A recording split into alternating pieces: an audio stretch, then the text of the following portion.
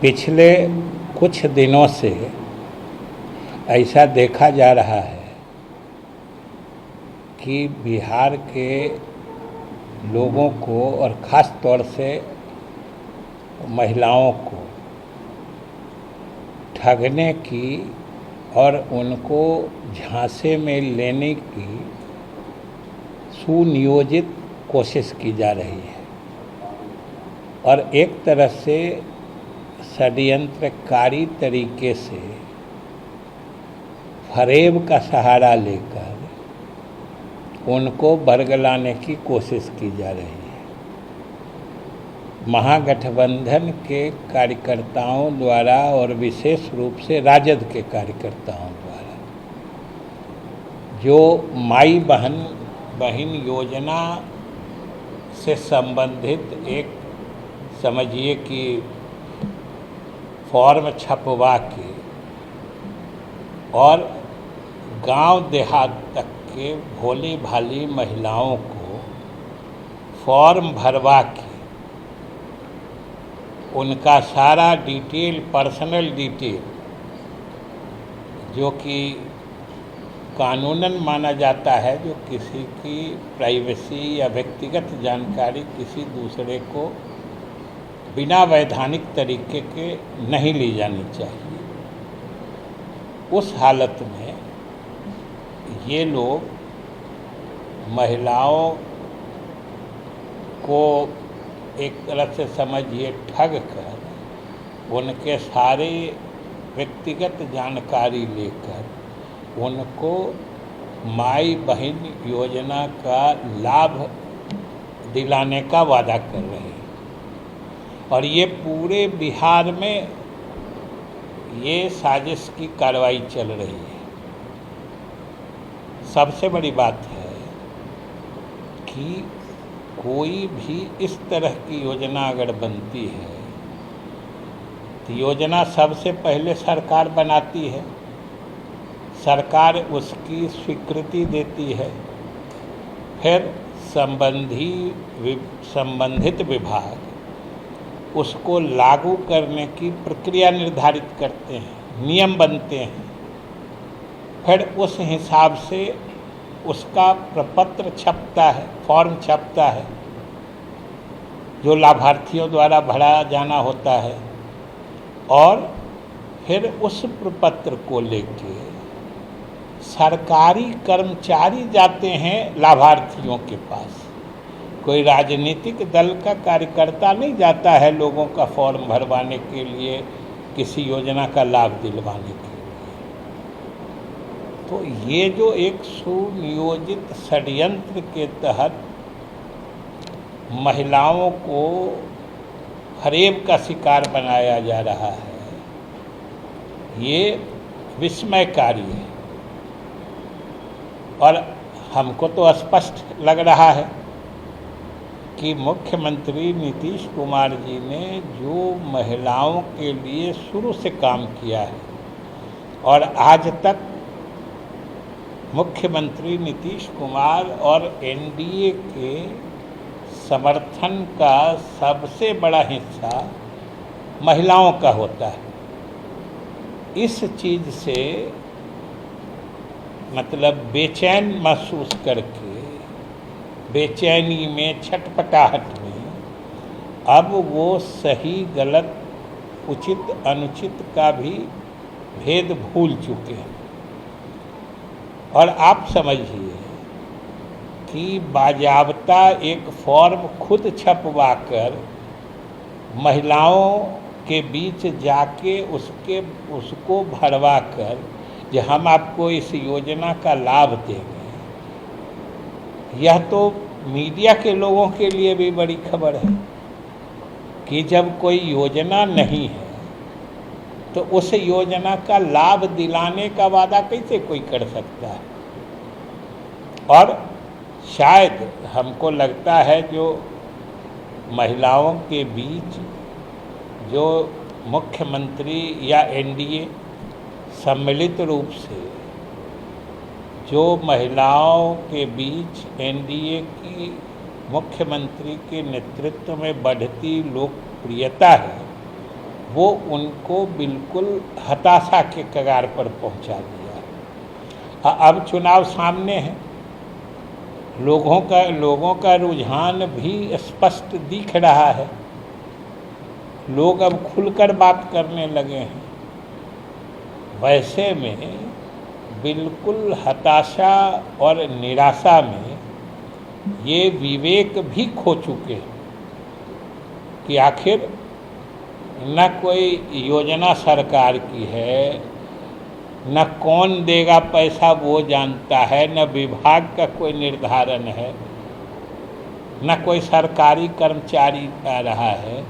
आज तक बिहार के इतिहास में इतना सुनियोजित तरीके से खुल्लम खुल्ला ग्रामीण भोली भाली जनता या महिला को ठगने का काम इतिहास में कभी नहीं हुआ।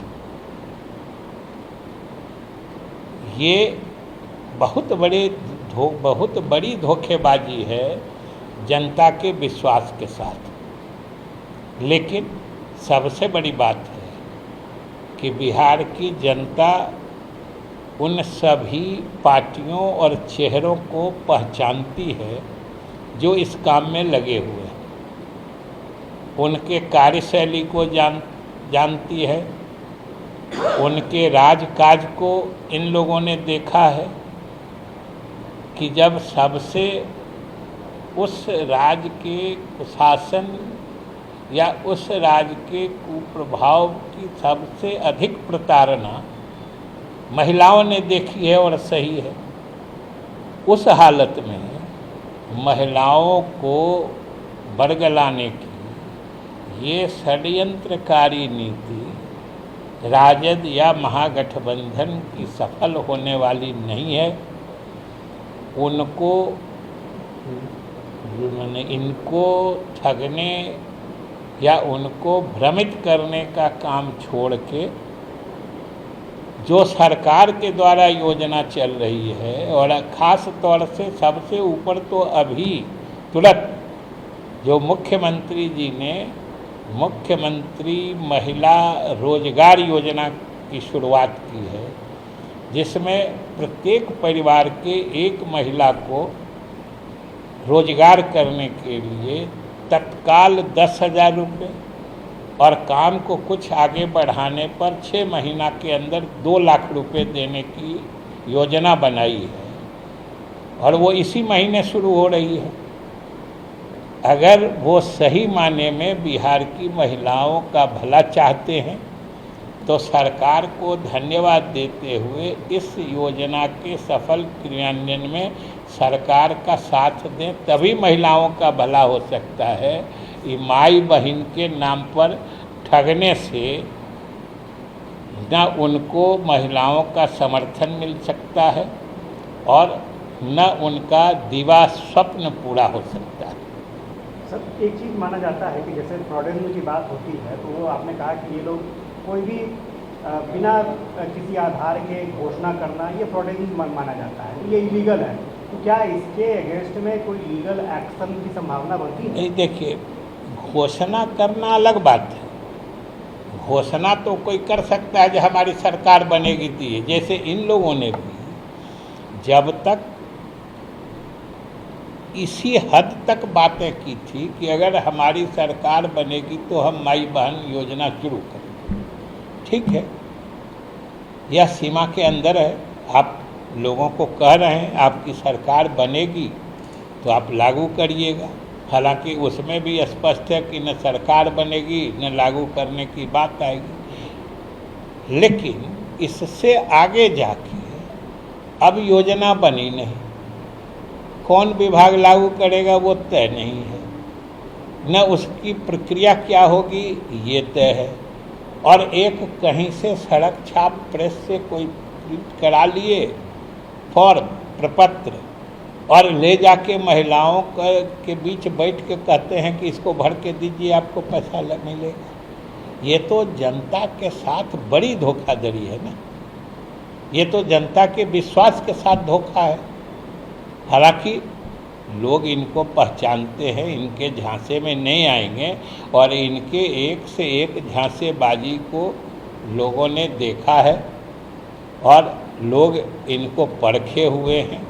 इनके झांसेबाजी में फंसने वाले अब लोग नहीं। आप लोग भी कुछ कर रहे हैं सर इसके अगेंस्ट में, मतलब कुछ प्रचार या फिर कुछ कैंपेन इस तरह का कि लोग घर पे? नहीं, हम लोग की तो योजना है, अब इसी महीने से महिलाओं को जब सीधे खाते में 10,000 रुपये मिल जाएंगे तो इनकी योजना कागज है उसी पर्ची में दबी रह जाएगी, ठगने का भी सपना पूरा नहीं होगा।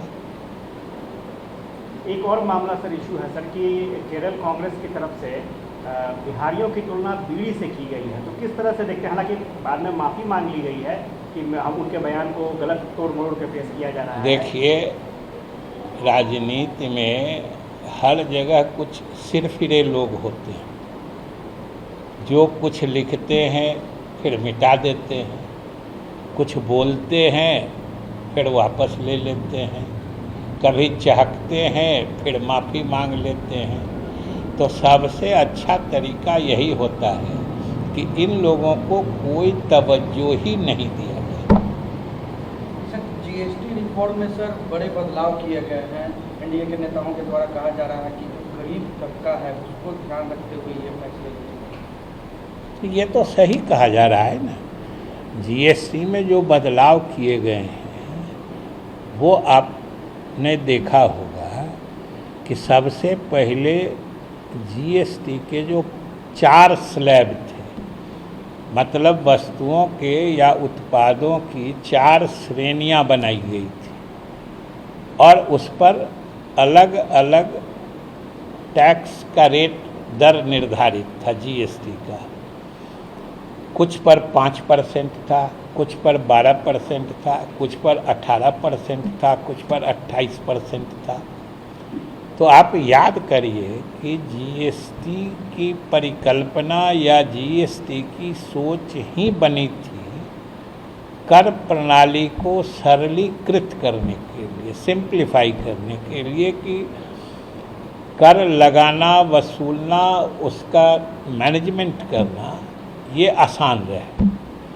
जो उपभोक्ता हैं, जो कर देते हैं, उनको भी सुविधा हो, ज़्यादा कॉम्प्लिकेटेड नहीं हो। तो सारे कई प्रकार के टैक्सों को मर्ज करके जो ये माल एवं सेवा कर कहते हैं, गुड्स एंड सर्विसेज टैक्स, ये बनाया गया था।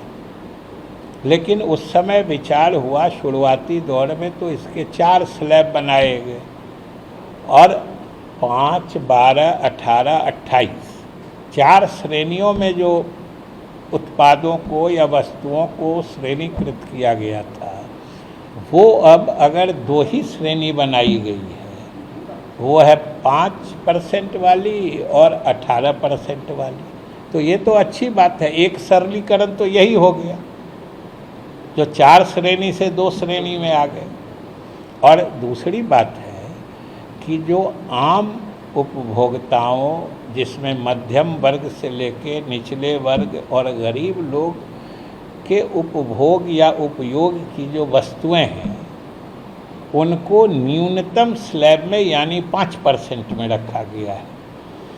और जो वस्तु समझिए आज हम आप खरीदते थे कल तक 12% या 18% टैक्स देके, या उनका उत्पादन होता था, मार्केट में लाते थे वो लोग 18% टैक्स देके या 12%।